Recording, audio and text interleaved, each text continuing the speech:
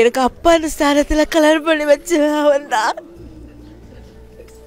அவளுக்குன்னு வாழ்க்கை கிடையாது. உனக்கு ஒரு வாழ்க்கை எடுத்துக்கலாம். என் அக்கா தங்கச்சிங்க 4 பேர் நீங்கள் நல்லா இருந்தாலே போதும். எனக்கு வேணாம். நான் சாவர வரல உங்களை எல்லாரும் நான் நல்லபடியாக பார்த்துப்பேன்.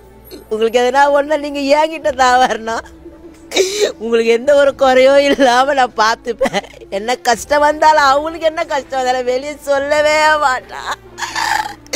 எங்கள் அம்மாவுக்கு கண்ணு தெரியாதுங்க. எங்கள் அம்மாவை நடக்கவோ முடியாது. 4 பொண்ணுங்க நாங்கள் செய்ய வேண்டிய வேலையை என் அண்ணன் அவன் தான் செஞ்சான்.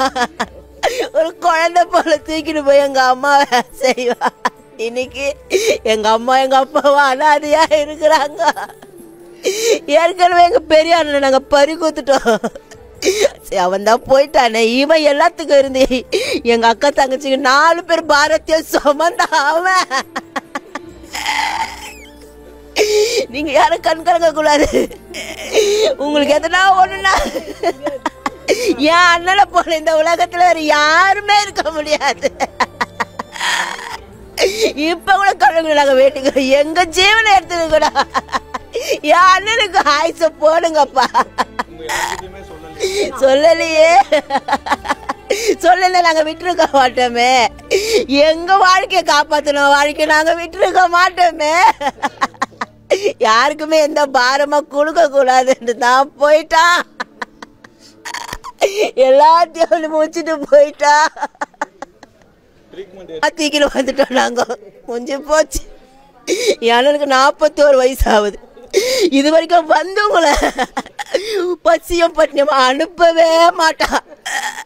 தாவையில பட்டினி படுக்கூட அவங்களுக்கு கொடுத்து அனுப்புவான். எல்லாரும் ஜெயஸ்லன்னு கேட்கவே மாட்டாங்க. தலைவா தலைவா எல்லாரையும் கூப்பிட்டு வச்சு எல்லாருக்கிட்ட நல்ல பழக்கம் தான். இது வரைக்கும் யாரையும் ரொம்ப கோவம் வந்துச்சு. நான் எங்களை கூட இப்போ பார்த்துன்னா இருங்க உங்களை மூக்கில் குத்த போவேன். அவ்வளோதான். அதிர்ச்சி கூட பேச மாட்டான். சிரிச்ச முகம். எங்கள் அண்ணன் கருப்பா இருந்தாலும் 10 பேர் வந்தாலும் யாரும் கண்டுபிடிப்பேன். ஐட்டம் வைட்டமா இருப்பான். எல்லாரும் இவளுங்கெல்லாம் வரா மறதி கொடுப்பாளுங்க. நான் மட்டும் டேய் தேய்ச்சலான்னு இவளுங்களாம் திட்டுவாளுங்க. அவ்வளோ பெருவிட போயிட்டு வாடி போடுங்க என்னன்னு சொல்லுவா. அதாவது உரிமையா கூப்பிடுது. நீங்க தான் கூப்பிட மாட்டீங்க. நீ கூப்பிடுமா நான் பார்த்துக்கிறேன்னு. டே தேய்ச்சலான்னு கூப்பிடுவேன்.